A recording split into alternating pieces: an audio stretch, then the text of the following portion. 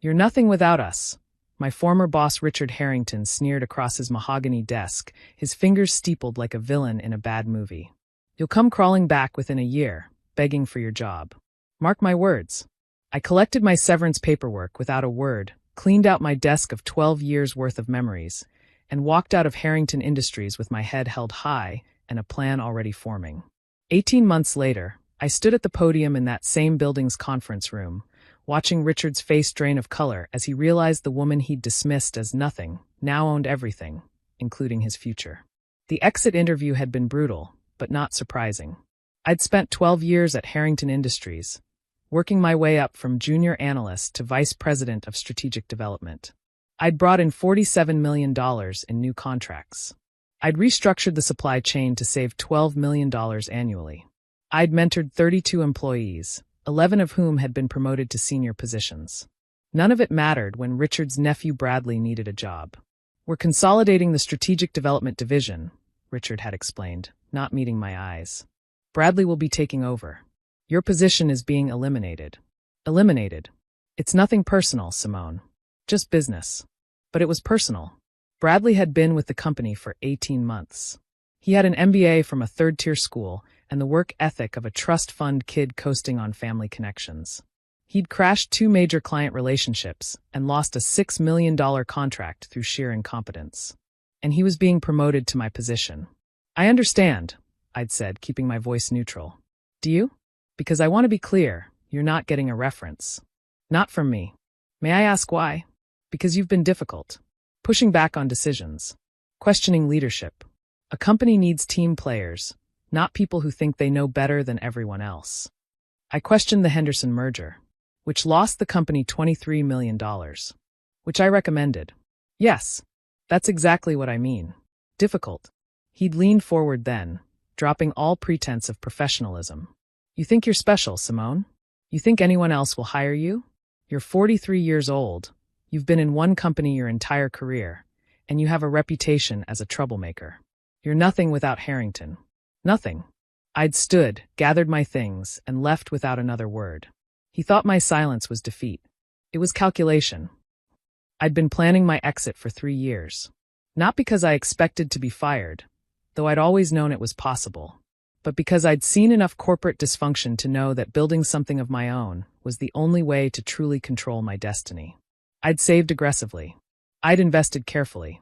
I'd built relationships with clients who valued my work regardless of which company I represented. I'd quietly obtained my own certifications, licenses, and credentials that weren't tied to Harrington's name. When Richard pushed me out, I wasn't starting from zero. I was starting from $1.2 million in personal capital and a business plan I'd been refining for years. Meridian Strategic Partners launched 6 weeks after my exit interview. I rented a small office, hired 2 analysts I'd mentored at Harrington, and started making calls. The first year was brutal. Long hours. Constant rejection. The fear of failure that wakes you at 3 a.m. and whispers that Richard was right. "You are nothing, you'll never make it." But I kept going. My former clients started reaching out. They'd heard I was independent now.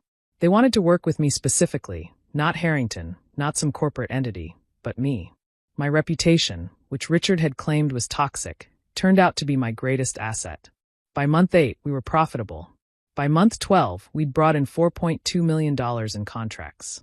By month 18, Meridian Strategic Partners had revenue of $11 million, 23 employees, and a reputation as the most innovative strategic consulting firm in the region. And Harrington Industries was bleeding. I'd been watching them.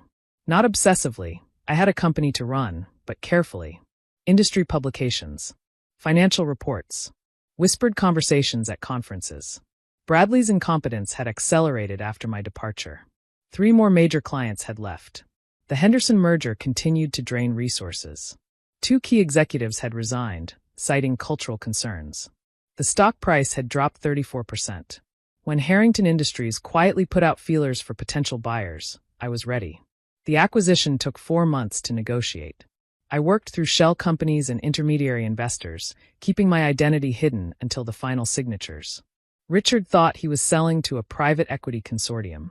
He had no idea the consortium was controlled by the woman he'd called nothing. The deal closed on a Tuesday. The all-hands meeting was scheduled for Wednesday morning. I arrived at the Harrington building at 7 a.m., 2 hours before the meeting. Security didn't recognize me at first. I'd changed my hair, lost weight from the stress of building a company, and carried myself differently now. The posture of ownership rather than employment. "I'm Simone Okafor," I told the guard. "The new CEO." He checked his list. His eyes widened. "Ms. Okafor." "Yes, ma'am. Right this way." I walked through the lobby I'd crossed thousands of times as an employee. Past the elevator I'd ridden to endless meetings. Into the conference room where I'd presented strategies that made this company millions while being told I wasn't a team player. The podium was already set up. The projection screen displayed the Meridian logo, my logo. At 9 a.m., employees began filing in. Most didn't recognize me. I'd kept a low profile in my Harrington days, preferring results over visibility. The junior staff had never interacted with me directly. But the senior executives knew. I watched their faces as they entered. Confusion. Recognition. Shock. A few, the ones who'd been kind to me, who'd disagreed with my termination, showed something like hope.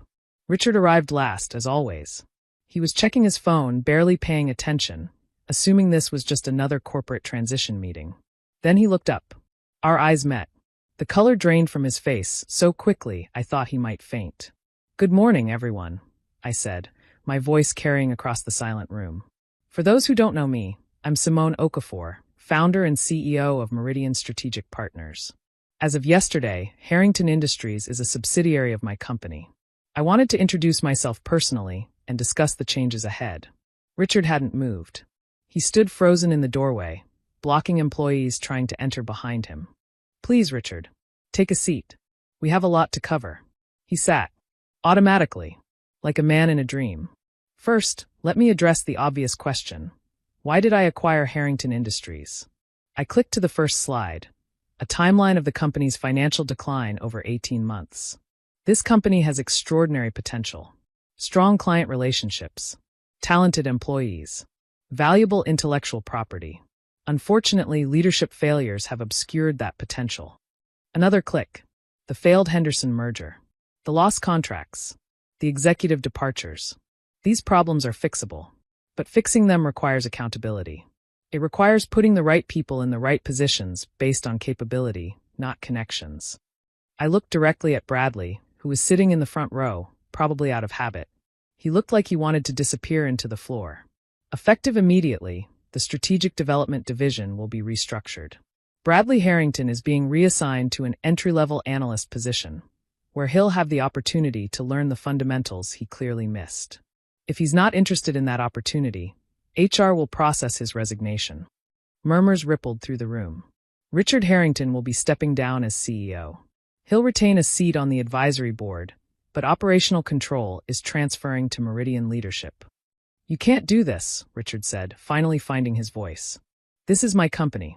My family built this. Your family sold this. To me. Voluntarily. For $34 million, which I'm told was considered a generous offer given your current financial position." I kept my voice professional. This wasn't about revenge. It was about justice. You're welcome to challenge the acquisition in court, but I'd recommend consulting with your lawyers first. The paperwork is impeccable. This is retaliation. This is business. Something you taught me, actually. Nothing personal, just business. Isn't that what you said when you eliminated my position to give my job to your nephew? The room was completely silent now. I didn't acquire Harrington to punish you, Richard. I acquired it because it's a valuable company being run into the ground by incompetent leadership. I intend to fix that. Whether you're part of the solution or part of the problem is entirely up to you. I clicked to the final slide, my plans for the company. Restructuring, reinvestment, rehiring talent that had left. A 5-year growth strategy that would triple revenue and double employment. For everyone else in this room, I want to be clear. Your jobs are not at risk. Meridian's approach is to invest in people, not strip companies for parts. If you do good work, you'll be recognized and rewarded. If you've been held back by politics or favoritism, those barriers are gone. A hand went up. Janet Morrison, a senior analyst I'd mentored years ago. "Ms. Okafor, what happened after you left? How did you build Meridian so quickly?" I smiled. "I worked.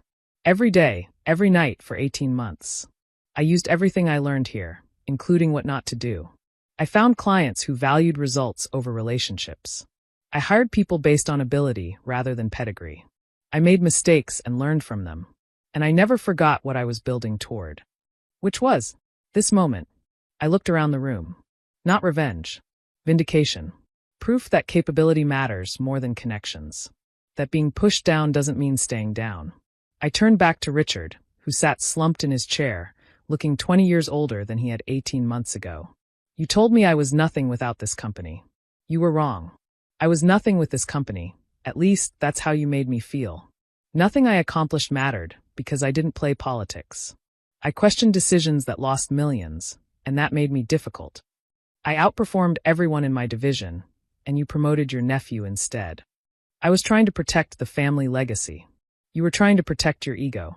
And it cost you everything. I paused. But it doesn't have to end here. You can accept the advisory role. You can watch me rebuild what you nearly destroyed. You can learn that leadership isn't about power. It's about service. Or you can walk away with your severance and your pride.